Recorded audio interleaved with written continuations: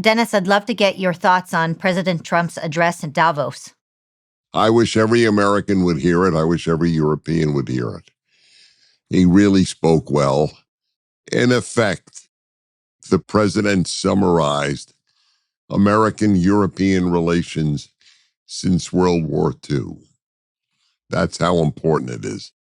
And he was much more praising of the Danes than he was in the original comments that he will make sure that they sell it to us.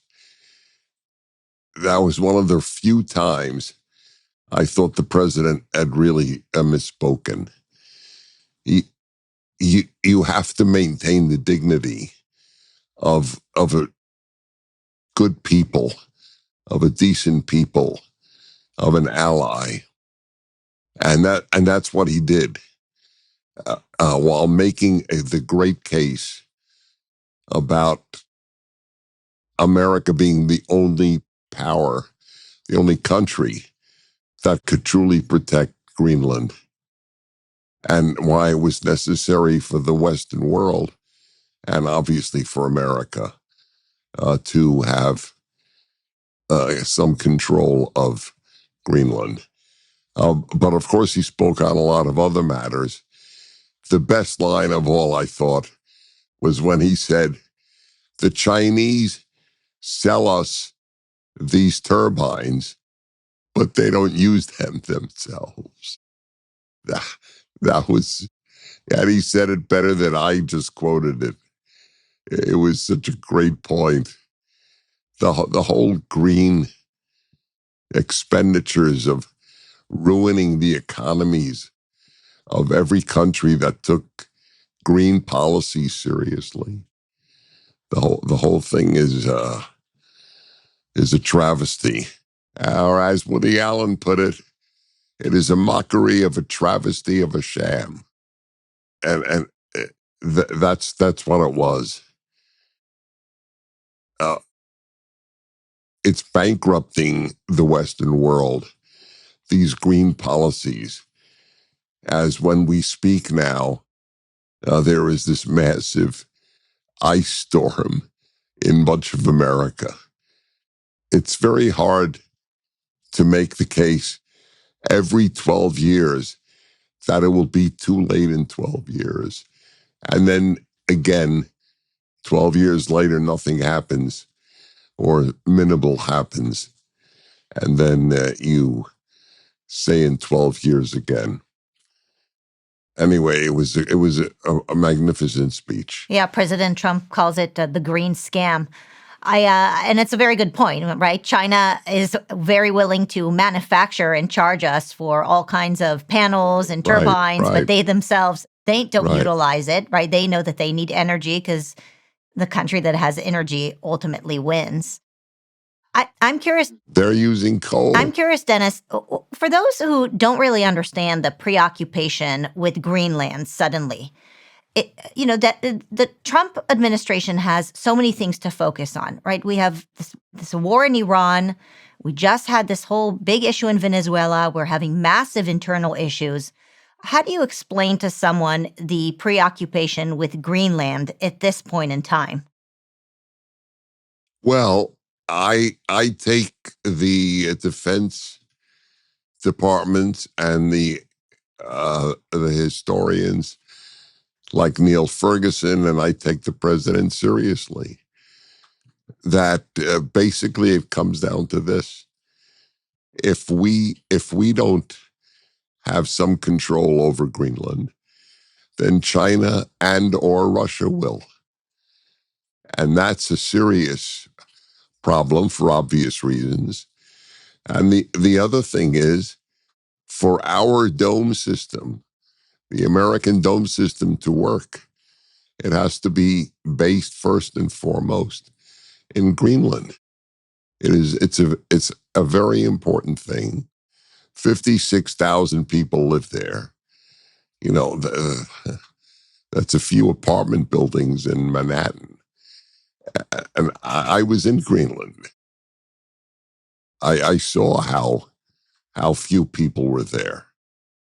And while they may, for sentimental reasons, which I appreciate, prefer Danish rule, they would thrive more under American.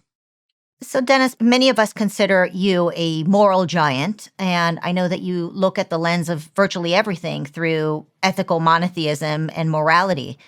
Is it moral to basically decide that America needs Greenland and therefore we're going to go and negotiate for a complete foreign country because we think that we would be better at defending it?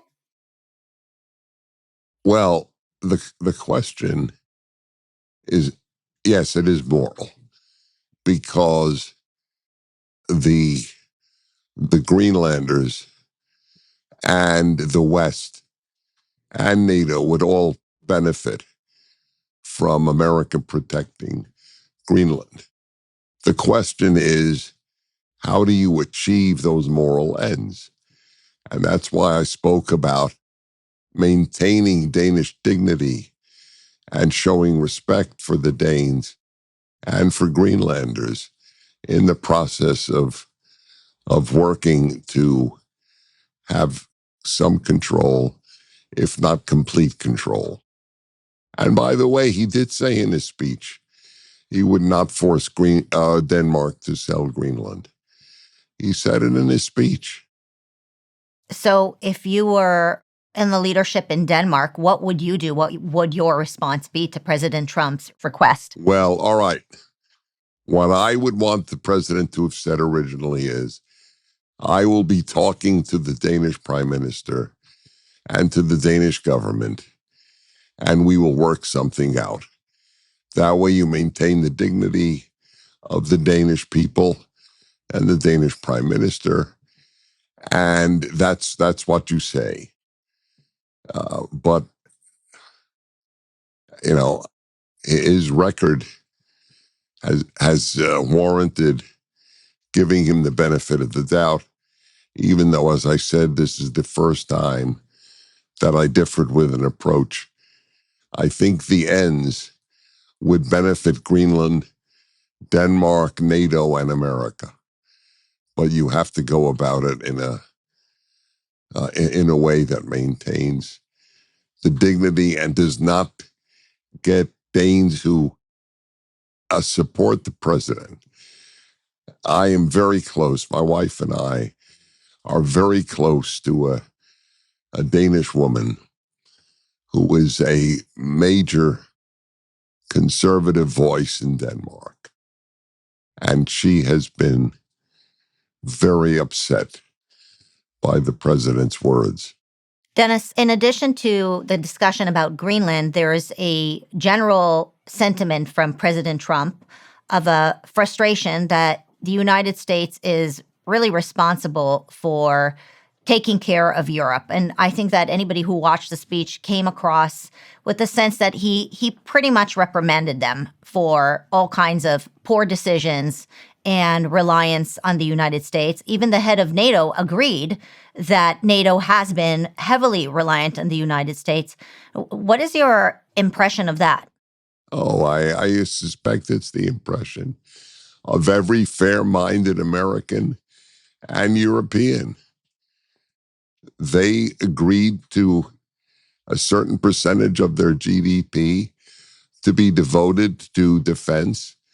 Almost none of them came close to meeting it.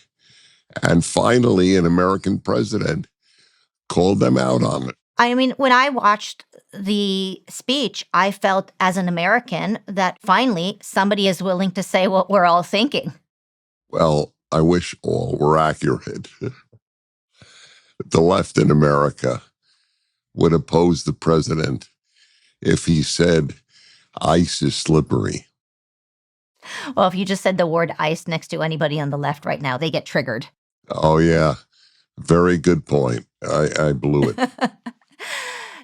So, after the speech, I read a bunch of commentary. Of course, I always read what the left has to say because you have to see what they're saying.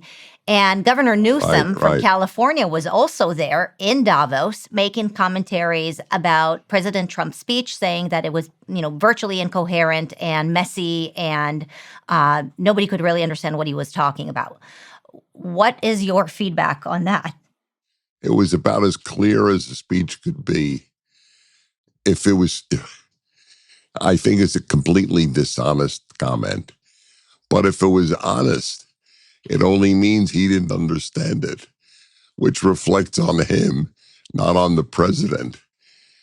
Anyway, Governor Newsom is the governor of a state that is losing major corporation after major corporation owing to the bureaucratic obstacles of doing business in California, the high taxation, and so forth. Chevron and so many, not only oil companies, but so many businesses are shutting down or leaving, going to Texas in general. I don't know, frankly, how California, and we live there, how California will survive the abandonment of California by such major companies. Yeah, I don't know if one could call it an abandonment by the tech companies. I think they're being chased out, right? They just can't do their business here. They need access to energy. They can't access energy because of all the silly regulations and rules. And so they're not abandoning California. I think they're being chased out of California. That's fair.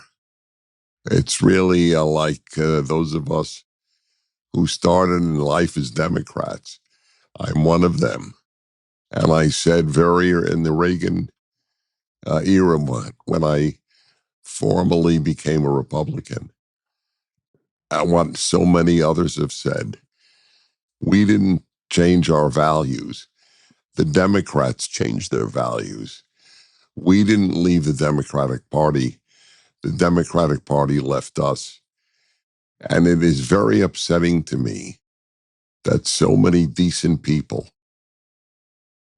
who have remained Democrats despite policies that the Democrats advocate, like having biological men compete with women in women's sports, and they have not left the Democratic Party. They continue to vote Democrat. It's upsetting. So, Dennis, speaking of chaotic Democratic states, Minnesota, last time we chatted about Minnesota, I didn't think we were going to talk about Minnesota yet again, but the chaos continues in Minnesota. There was just the death of Alex Pretti. What is your reaction to what happened there? I don't have a definitive reaction yet. I want to see what fair studies of the events reveal. But let us say that ICE officers were too quick to shoot. All right, let's imagine that. That is a tragedy, not a policy of killing people. We're talking about two people, and the whole it drives me crazy. Compare those two, which may be tragic losses, as opposed to criminal losses, and compare that to the number of Americans who have been killed, the number of American women who have been raped by illegal immigrants, the ones that ICE is going after. Why does the New York Times not focus on any of those victims. But these two get staggering amounts of attention. That's the morality issue.